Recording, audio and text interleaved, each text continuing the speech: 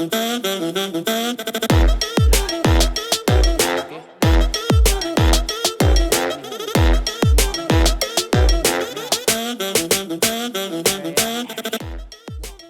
welcome. We're doing our first episode of a revamped podcast. We call it Season 2. Wonderful. Exciting. Thanks for having us. Yeah, no, thanks for coming. So we have Bryan, CEO of Red, Chris, COO of Red, myself, CSO of Red. And today we're going to be talking about 5 lies Australian businesses are told about IT and cyber. Yeah.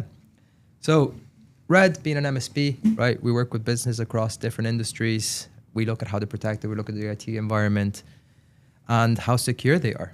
And often enough, we come across some statements, some sayings, which are not necessarily true. Okay. We're going to be discovering 5 of them today. The first one being, we're too small to be targeted. So I'm a business and I say, you know what? We're not big enough. Doesn't matter. You know, we hear this quite a lot. What do you think about this? If anything, I think it's quite the opposite. Often smaller businesses have less controls, you know, fewer people have more power and ability to transfer money around or make decisions on the fly. Social engineering becomes easier on a smaller scale. I really do think that people need to kind of dispense that myth that anyone's too small. It's far easier for a threat actor to target a smaller operation that's used to throwing around regular transfers. So you take a construction company, for example. You know, there might be an operation of like 20 people in the office, but they're regularly transferring, you know, 6-figure sums to suppliers or to other vendors. And to intercept that is a lot simpler for smaller organizations where 1 or 2 people are always doing multiple tasks at a time. They're often distracted. Whereas in larger organizations, you know, they've got very strict processes, procurement processes, purchase order processes, all that kind of thing that would potentially limit that kind of ease to sort of get men in the middle, those kind of conversations. Yeah. I'll probably add to that from my background in software engineering. So historically, there was a group of threat actors they used to call script kiddies. And the idea was that there was a small group of people who could build scripts and then deploy them against their targets. And I think historically, that was a lot of effort. Yeah. They had to choose that target and put in that effort to build the script and then use it. But those scripts have now become really, really easy to access and super cheap. So what they'll do is essentially buy that script for dollars, like very little, and then just say, run it en masse against any organization I can find. They don't actually know that they're targeting you. They're just in a list of thousands of potential endpoints that they could hit, or IP addresses. So it's not about you being a target. It's about someone finding you. They don't even have to work that hard to find anymore. So following on with what Chris said, just because you're small doesn't mean you're a smaller target. But if you treat yourself as small and you don't take those precautions to protect yourself, you'll still be found and people will just leverage that against you because it's super easy and super cheap now. Yeah, of course. And you think about the age of automation and AI. It's going to get cheaper. It's going to get easier. All you are is you're a data point within many, right? As you say, so you can be targeted in an instant, and you have these AI and bots that can run, you know, 1 million instances in a minute. So when these things can literally code for you based on natural language input, you don't need to know how to code anymore. I've made some pretty cool stuff, and I've got no idea how to code. Yeah, you just tell it what you want it to do, and it spits something out. And you're like, no, not quite right. Can you do this instead? And it'll go, sure, I'll do that. Yeah, another point to consider is potentially for a smaller company is if you are targeted successfully, well, you know, 10K, 20K, whatever it might be, you know, is a large proportion potentially of your revenue, your income, your cash flow, whatever it is, compared to a potentially larger company where, you know, they're paying the vendor the same thing, but it could be a drop in the ocean. So actually, smaller companies should potentially be even more aware. Yeah, and look, for smaller businesses, that's potentially an extinction event, right? Like you can't recover from that. It could be a business operation or it could be financial impact, but either way, it's much harder for smaller organizations to recover from that as opposed to much larger ones that have, you know, big insurance policies and, you know, large sums of cash reserves. And often they self-insure a lot of these things. You don't really have that option too much when you're a smaller organization. Yeah. It also, I mean, if it doesn't extinguish you from a financial perspective, even at larger companies, it would certainly have a reputational damage. I mean, would you sign up for a health provider that's been data breached? No, in fact, I moved from one for that exact reason. Yeah, exactly. You know, and we've seen it recently enough without giving names. There has been one. They've been data breached. the pirates, let's call them, been reaching out to their clients, and the company didn't even know. And then all the data was deleted, so they didn't know who they reached out to. They didn't know who was affected. They didn't know who could potentially was scammed. So, super important. Cool. Let's move on to line number 2. Our IT provider has it covered. So, our provider handled it, whether internal IT or we have somebody who looks at it. Look, it's quite a broad statement, right? Your IT provider does a lot of different things, and different IT providers have different scopes of coverage, right? But one of the things that usually isn't included is making sure you've got someone thinking about the risk holistically and strategically. And assuming that your IT provider is doing that is naive, really. If they're not having that conversation with you, with your board, with the key people who understand how your business is working, you have to assume that they're not having that conversation, they're not applying that lens, because they can't. They know technical risk areas. We know where likely sources of attacks may come from, common attack vectors, but we don't necessarily know how your business runs and how your business operates. So the non-technical risk factors will be a blind spot. It's also often things they can't control. Some of the internal processes around how you handle particular workflows, that's on your business to secure and understand and then articulate to your IT provider. So while your IT provider might have good coverage of the elements that they are within their SLA to manage, that might be a fraction of the attack surface. So I think passing the buck, so to speak, in that instance is a naive and a bit of a negligent approach to your cybersecurity risk. You should be involved in those conversations, especially if you hold the director or an officer role. The Corporations Act says you need to act in that manner. You need to keep yourself informed. You need to manage your risk, and you could be potentially liable for that negligence. Yeah. Chris, have you found potentially that it's a fear of the unknown? If I'm not having the conversation, it means it's not a problem, and I don't want to dive into it because then it becomes uncomfortable and I need to do something about it. Yeah, it's like, credit card debt. If you just ignore the statement, it's not really there, is it? It's just kind of something that sits in the background and you don't have to worry about it. But 100%, I think people are often afraid of what they don't know, and it's easier just to ignore it than to kind of address it front on. I think the other factor too is that a lot of managed services providers, and to Brian's point around the scope of services that they necessarily provide, are reactive in nature in a lot of cases. So particularly if you've got a smaller one-man band or an MSP that you pay a monthly fee to answer the call or answer the email when you've got a problem, they're not necessarily spending all their extra time that they don't necessarily have because they're busy as well looking after their other customers, sitting on your network all day looking at potential ways that they can prevent you from being breached. So they are by nature reactive. Not to say that it's every provider. There's many ways you can structure your managed services or your support arrangements, but generally speaking, a traditional IT support arrangement will not be that security nature, proactive in nature anyway. Yeah, brilliant. Thank you. Let's move on to line number 3. We have backups. We're safe, right?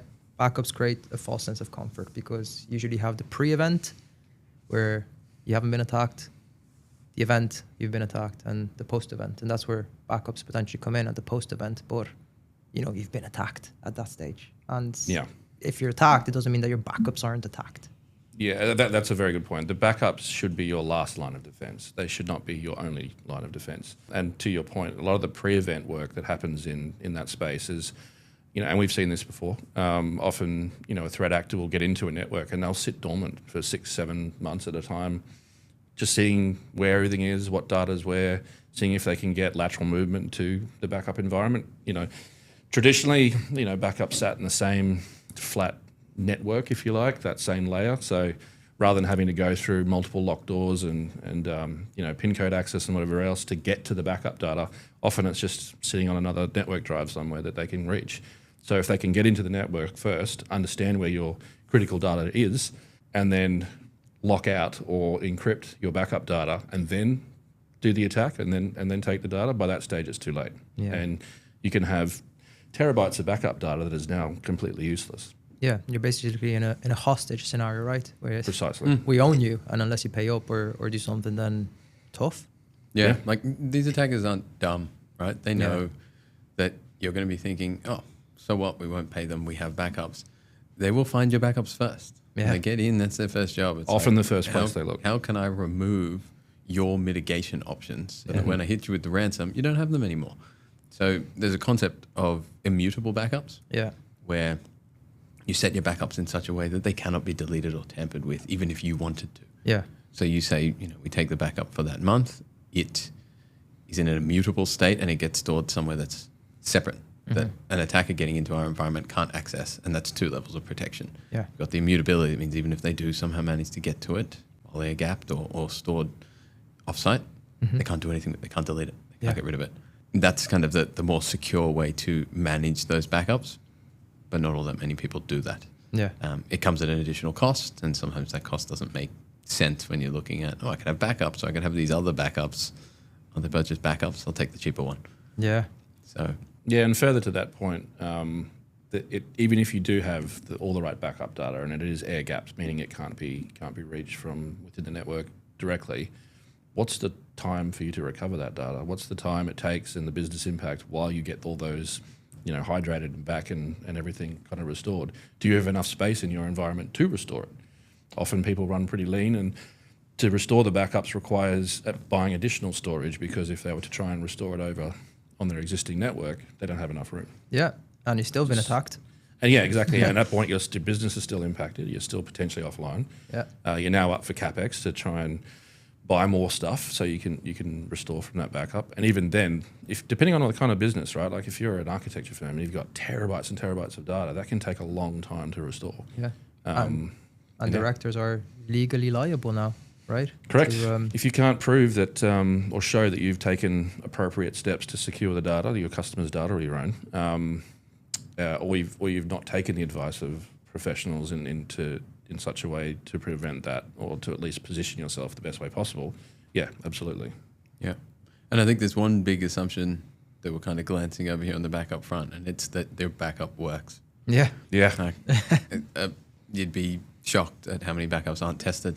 And obviously it doesn't make sense to test every backup. You're taking a backup every 4 hours. You're not going to test every backup every 4 hours, but you should have a cadence and a rhythm of testing your backups, quarterly or at the very least annually, to say, let's pick some backups that are actually critical. Let's not take the easy low-hanging fruit backups. Yeah. Test some critical backups and make sure that they are working. Yeah. Ideally, there are tools in the market now that I'm sure your IT provider can talk to you about that have automated testing in them that give a level of assurance, and you can see that they're being regularly tested by the tools themselves and will restore when you need them. But it's a big assumption that when you come to crunch time and you need that backup, it doesn't work. Yeah. Yeah, and I think one other point too is your IT company that looks after your internal IT guys, they may not necessarily know what they should be backing up. So we regularly talk to customers about it's their responsibility to understand what should be in their backup. Yeah. It's one thing to talk about servers and and bits and pieces that operate the network, but there could be a storage device or an NAS sitting in a corner somewhere that has really critical archival data that if they lost, they'd be in a lot of trouble. Yeah. If your IT people don't necessarily know that. So it's important to understand your data, understand your risks, and make sure that you're communicating that with whoever's looking after your backups. Brilliant. Thank you.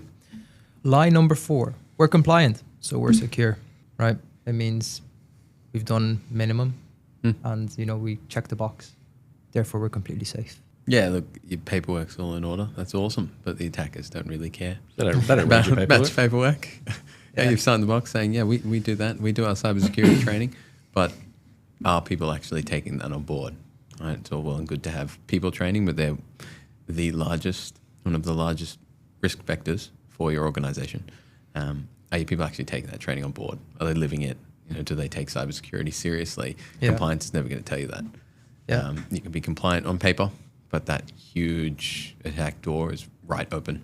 Yeah, compliance for compliance sake can be dangerous because it's very easy to show sample data or sample examples of where you do satisfy criteria, but there could be, many, many others where you are not. So it's very easy to, like it says, pass the audit or tick the box, but can you confidently say that that's the case for every aspect, every piece of data, every system? Can you confidently say that your other systems that you rely on third parties are equally compliant? So look, while that might be lie number 4, it's still a great statement to be able to make Yeah. as an organization. And if you're making it and you mean it, then that means you've taken the time to say, we've looked at what we should be compliant with. We believe we have the processes, the checks, the balances, the technical controls in place to be compliant. Yeah. And that's fantastic. What we're talking about here is more, has it been tested? You need to make sure that your compliance, which is your paperwork, is backed by people actually living those processes. Yeah. Because all it takes is for 1 out of the 100 iterations of that process to be incorrect and someone to not follow it to lead to one of those breaches. Yeah. Yeah. And I was speaking to somebody, an insurer, as a matter of fact, who specializes in the cybersecurity last week. And we're seeing that in their case, cybersecurity insurance is now an add-on to the insurance. You're not automatically covered for it. 100%. Right? And a company saying, I am compliant, does not satisfy that insurance level. Definitely not. So there needs to be checks, there needs to be testing, there needs to be this rigorous way of talking about it. And the insurance companies, if you do have insurance, they're open to talk to you in terms of what you need to do, but just saying, I'm compliant. So if I'm attacked, they'll pay me my money back or whatever it is, or they deal with the cyber attack, or they negotiate on my behalf. Well, that's false. So.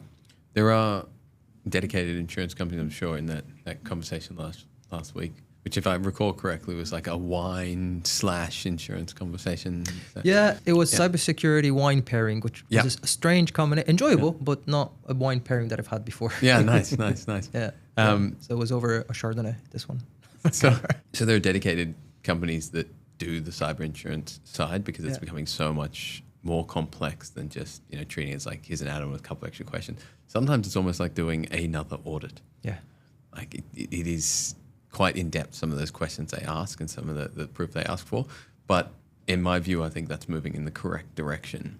And that if they can see the correct controls are in place and that organizations have done what they say they're doing and are as compliant as they think they are, backed by technical controls, that should be reflected in cheaper premiums. Yeah, absolutely. It should be easier for them to quantify what that risk is for them because they understand that industry, that risk landscape. And I think that's a benefit for everybody. Brilliant. Let's move to our last lie. Lie number 5. We'll deal with it when it happens. You will. Yeah, you'll have to. Yeah. You won't have a choice. But that doesn't mean there's lots you can't do in advance. What they call left of boom. Yeah. Boom being the incident itself, the explosion. Everything you can do in advance of that around understanding the risk, having the conversations, mitigating that risk, putting in place your technical controls around backups, testing of those backups, compliance training, testing of that compliance and training, is all within your control and is required of directors and officers in the organization to say that they have taken the steps a reasonable person would take to secure the company against cyber risk. Yeah. Putting your head in the sand doesn't cut the mustard, and ignoring the information that you have is even worse. Yeah. If the courts find out that you were given that advice or you saw those risk metrics or it was on a report somewhere and you chose, no, we're not going to do that, they will fine you because of that. Yeah. And that's within your control. So you'll still have to deal with it when it happens. You just might also be dealing with it after it happens for longer in other ways. Absolutely. And Chris, we've seen the first fine being issued close to $2 million because, and directors liable as well because there was information there or they didn't take the steps they needed to secure it. Yeah, absolutely. And this is more of a warning example shot. Like this is only going to ramp up. This was the first one they've chosen to prosecute the way they have. There will be ample more in the future, and there's a bunch in the past that didn't get, but they're taking it seriously now. Yeah. It's when it starts to affect everyday, Aussies. That's when it gets real. Yeah. For people. And it's putting my memory on the spot a little bit, but it might have even been closer to like 5.5, 6 million for that particular one. Yeah. And that was actually prosecuted under an older version of the act that defines what the penalties and a could be. softer version, yeah. And they took a slightly softer approach. But I think now there's potentially three metrics that they can use to determine what they will fine you. And it's up to whichever is the maximum of those three. Yeah. And the first one is just a flat $50 million. Oh, geez. They could choose up to that if that's the maximum amount. The other again, sorry, testing my memory a little bit. The other is 30% of your turnover during the period of the breach. And the third is 3 times the benefit or savings that you got by not acting or acting in the way that you did. So, for example, if you had a proposal in front of you for application whitelisting and threat protection, and it was going to cost you $1 million, and you said, no, I don't want to do that, it's too expensive, they could charge you up to $3 million under that particular line item to say, that's the penalty because you got a saving of X. Yeah, and that They is pick the highest. Yeah, and that is the penalty alone. That is not the just attack. the penalty, and that's a really good segue to the point I was going to make next. Is that that's all, you know, the fines and the punishment, if you like. But on the flip side of that, there's just the chaos that it causes for the business. Like when it happens, unless you have a bulletproof playbook for how you're going to approach an incident like this. You know, who has what roles in the organisation? What is your plan? What is your disaster recovery plan? What is your breach plan? What is your action plan, effectively, for how you're going to navigate through that? Because I can tell you right now, having witnessed it for other organisations, if you don't have that clear, tested, regularly tested, as in like you run tabletop exercises where you run through that process, it will be pure chaos when it happens because everyone's running around trying to figure out what to do next, who's responsible for what. Yeah. And that will have massive impact on the business day to day as well as, you know, financially. Yeah, absolutely. So you've been attacked, you've had to potentially pay ransom, or you're still under attack. You get your court order, you have to attend those, you have to prepare your case, you have to pay your lawyers, you have to pay your fine. I mean, very few businesses would survive that, wouldn't they? Yeah, exactly right. And and then there's the like you mentioned earlier, one of the other ones, the reputational fallout from that. You got to get ahead of that, and quite often, you know, you're going to have to take on the services of PR agencies in certain cases to really control the narrative as to how you're approaching it and what you're going to do about it and how it affects your customers. You know, and then next time your name's at the top of a tender response and you've very publicly been breached. Good luck. Good luck. Exactly right. Yeah, and I mean, you're gonna have to do this anyway afterwards. You're just waiting to be hit to then just do what you should have done in the first place. And the classic line is, it's just a matter of when, not if. Yeah. And all you can do is reduce your risk surface and how it affects you. Yeah. So moving on from these lies, it sounds complicated, right? It sounds like putting all these things in place can be difficult, it can be complicated, it can be time exhaustive, it can be expensive. The truth is, it doesn't have to be. And the longer you leave it, potentially the more complicated it gets. But you don't have to do this on your own, right? There is special companies that can do this. There is people who can support it. You can do it on your own and you don't pay consultancy service to help. But it doesn't have to be that complicated, right? It can be simple enough. Yeah, absolutely. And nor really should you take it on your own. Just much like I wouldn't represent myself in court if I needed to do so. I would hire the appropriate lawyer or whatever it might be to represent me in that case. I don't take myself out to the backyard with a set of scalpels if I've got a medical issue. There's professionals in every industry for a reason. Yeah, they're trained. They do this day to day. It's their bread and butter. So not taking advice from people who live and breathe this every day is a risk in itself. Yeah, and going to that expense, it can actually be cheaper, right? Than insurance is the cheapest way out. Yeah. Preparation is the cheapest insurance, is what I'm trying to say, rather. Failure to prepare will ultimately only end up way more expensive in the long run. Absolutely. And there are solutions in place that, if you use them, they will give you a warranty. If you are breached, then we have a warranty, no questions asked. Here's whatever amount of $1 million. So yeah, look, it's about taking the time as an executive leadership team or board to assess those 3 key sections. Like, what can we do in advance of an incident? What are we going to do when there is an incident? And what are we going to do after that incident? And then finding the right specialists at each of those points to make that easier for you. You don't want to be making decisions in the heat of the moment, at the point of time where there is an event. You want something like your insurance to already have in it a plan for when there's an incident or a suspected incident. You let us know. We bring in the incident response team. They are specialized in managing that. You then just support them to do what they need to do. You have your legal team manage the pieces after, and you have your technology teams manage the pieces before. And then you make sensible, risk-oriented decisions around what you want to put in place now in advance of something like this happening that fits your business.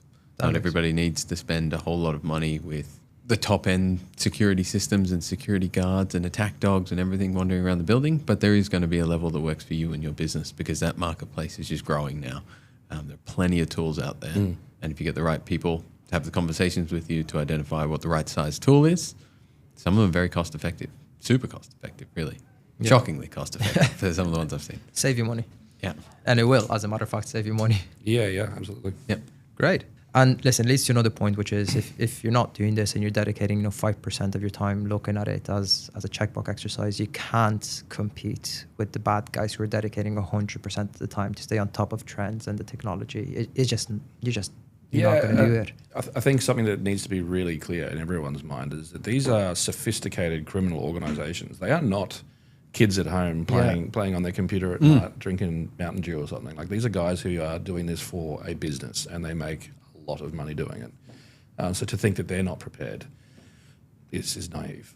On the simpler end, it's naive. On the worst end, it's just stupid. If I'm frank, you have to be really, really, really clear that these guys know what they're doing and then don't care that it affects you at all. And how easy is data scraping these days, right? I mean, anyone can do it. Google it, data scraping, and you can scrape a website. Right? How easy is it to build an AI agent these days? They said you need no coding experience. You just need to be able to type on a keyboard. And convince it that it should be building that around its guardrails, which isn't all that difficult. No. Yeah, that's a good point. There's a lot of publicly accessible tools that have guardrails built into them, but you can run your own models off-net that don't care about the guardrails, and they'll let you do whatever you want. Yeah. And that's what they're using ultimately. Yeah. So listen, let's talk about it. You need to get into a position where you're comfortable being uncomfortable for a little bit. You can have these conversations with your IT provider, whoever it is, and really look at your picture. And if everything looks high risk, be grateful because you caught it before anybody else did and you can do something about it. Yeah, exactly right. Not knowing about it is far worse than knowing it's not good now because you can do something. Okay, fantastic. So 4 things that every leadership team should demand, right? Potentially is quarterly backup testing, access auditing, plain English risk reporting. That's a good one. It must be plain English because if you go into a room full of middle-aged white guys and try and speak tech to them, you'll lose them. And they won't understand the risk. You need to be able to clearly explain that risk like you're talking to a child almost, because if they can't clearly understand it in their head and they can't frame it, it doesn't become serious enough. Yeah. And the last one is an action plan, as you said. So critical response plan. Incident response plans do not have to be long and complicated, like a 30-page report that says step 1 do this. It should be who am I calling, who's got what actions, and how are we approaching this? Because the more complicated you make something like that in those moments when it is chaos, the less likely you are to succeed in executing that incident response plan. Brilliant. Well, listen, thank you very much, Chris. You're welcome. Thank you very much, Bryan. Not a problem. Next time we'll be looking at if somebody says nothing is broken, it's probably the first step towards failure. Listen, welcome back to the Red Podcast. It's been a delight speaking to you both. Thank you. Thanks, man. Thank you.